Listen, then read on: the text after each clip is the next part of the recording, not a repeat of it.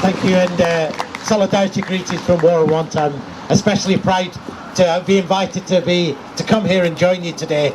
As being a fellow Lancastrian, originally from Burnley, my heart is absolutely with all of you through these long years of struggle and the incredible courage and tenacity and determination that you've shown here. And I absolutely agree with Natalie.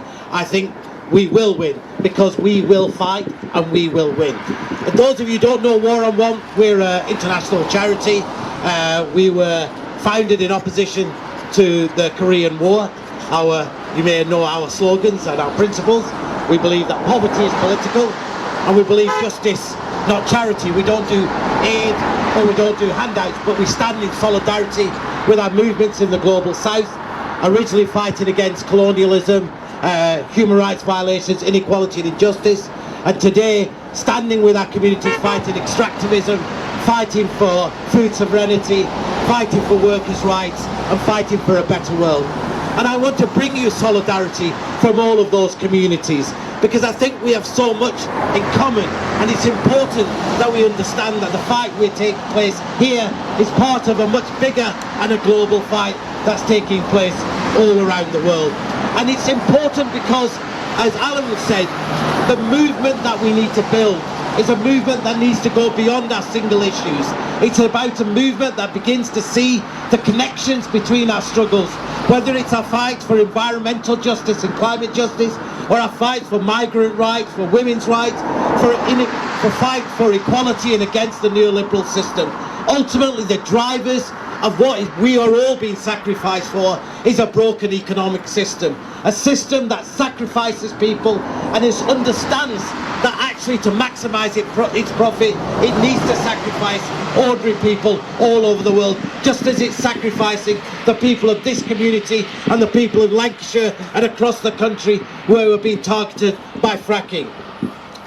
Because we know that the role of not just Cuadrilla and EOS and all the other fracking companies is not just simply about being here, but it's also about that they're part and parcel of a much bigger movement, and a much bigger movement which is that UK companies and banks that are responsible for driving so much of the extractivism.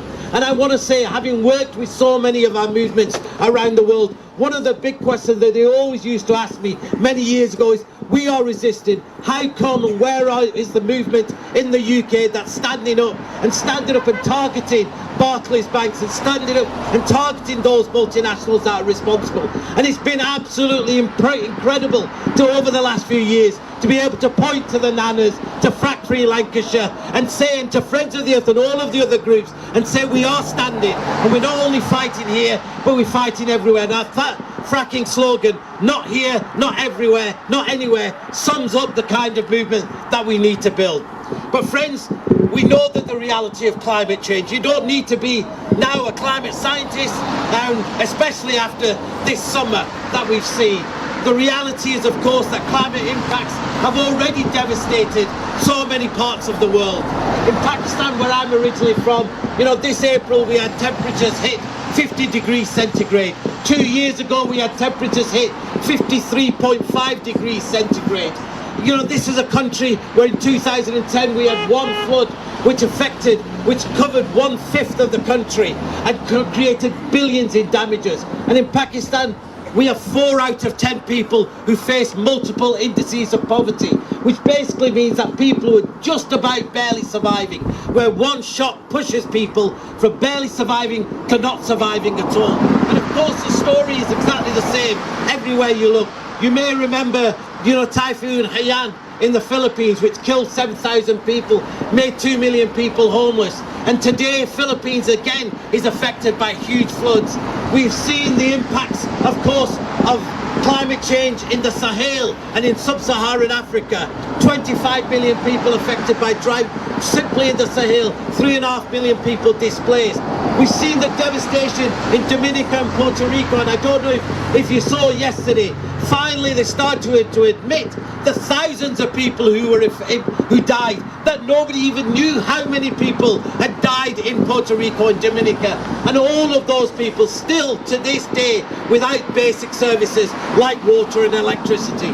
the reality, of course, is that those climate impacts have been taking place, and one of the greatest injustices of climate change has always been that those who are the least responsible are the most affected, and those who are the most responsible are the least affected. And that sums up the kind of world that we live in, a world where we know that the top 1% own the majority of the wealth in this country, in the world, whether 83% of the world own less than 5.5% of global wealth. Well, last year, 83% of all the wealth that was generated, in the world went to the top 1%. And we live in a world where, of course, our battle against dirty energy is not simply to say no to dirty energy. It's not simply to say no to these fossil fuel companies. It's also to demand a different kind of energy.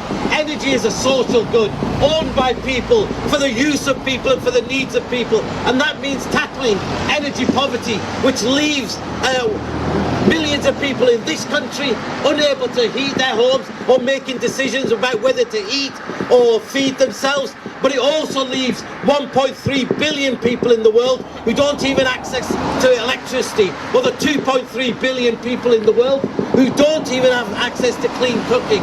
And of course, this is a world where 4.5 billion people are denied the right to a dignified life, live with less than $5 a day. This is a world of great inequality and injustice. And of course, we know the reasons why. It's not that there is no wealth. It's not that we don't have the technology. What we lack is the political will. And we lack the political will because when we look at the $10 million that go in direct and indirect subsidies to dirty energy companies around the world, the $27 trillion that they turn over around the world, means that they have an influence, a greater influence on politicians who should be acting in our interest, and of course are acting in the interest of multinationals and corporate elites.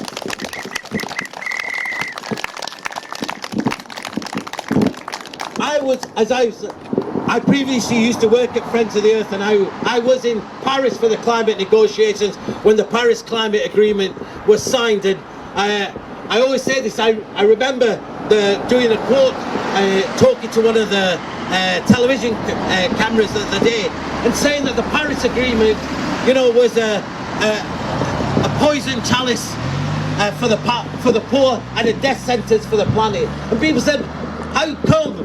Shouldn't we be celebrating this amazing Paris Agreement? Well, we know the reality of that Paris Agreement. The targets in that Paris Agreement at least lead to a 3-degree warming of the planet, and possibly up to 7 degrees of the warming.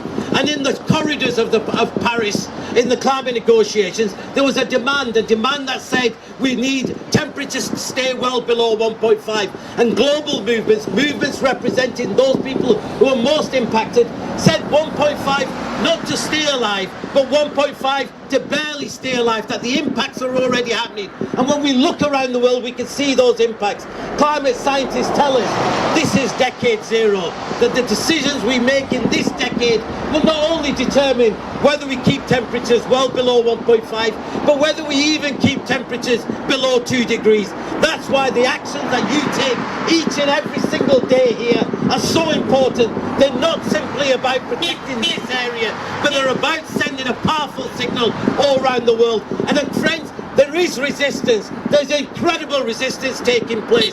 I want to talk to you about one of the groups that we work with in Colombia. It's a community, it's in Cajamara, which is resisting one of the largest mining companies in the world, Anglo-Indian.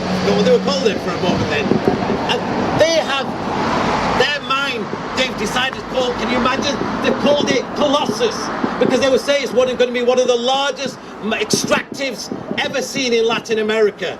And this is a community, a poor community, and that community organised, and like so many other places in the world, it was women in that community who organised, who came together and said, not only are we resisting this mine, we're not resisting this mine just because it's a mine. Look in the cycle, they're going to see you burn!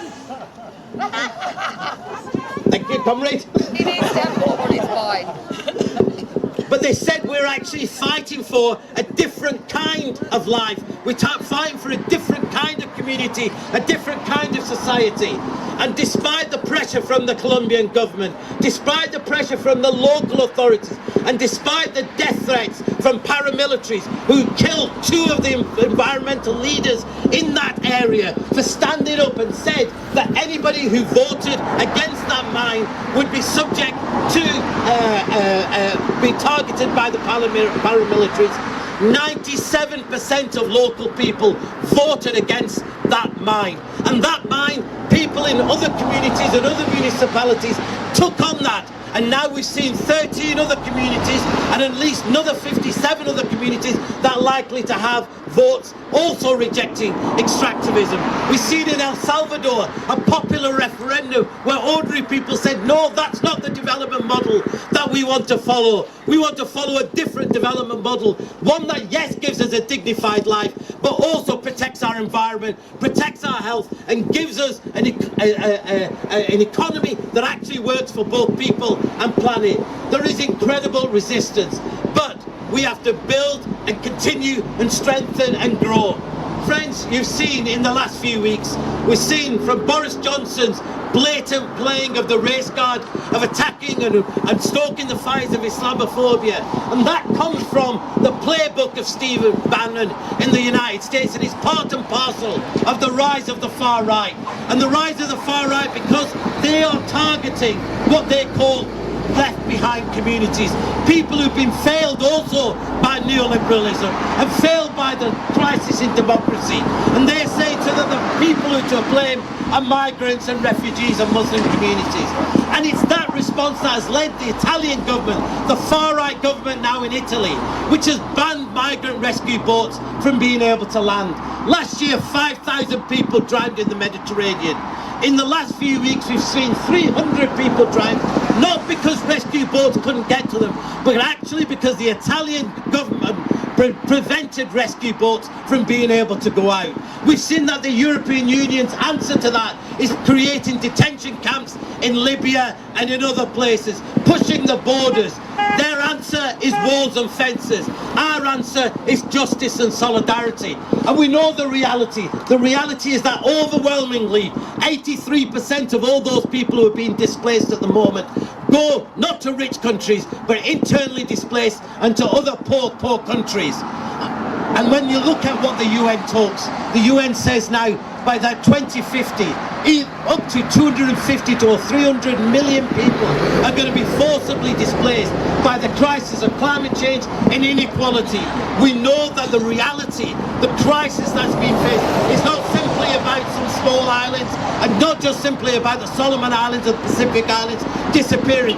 Absolutely terrible that is. It's actually about the mass displacement of people.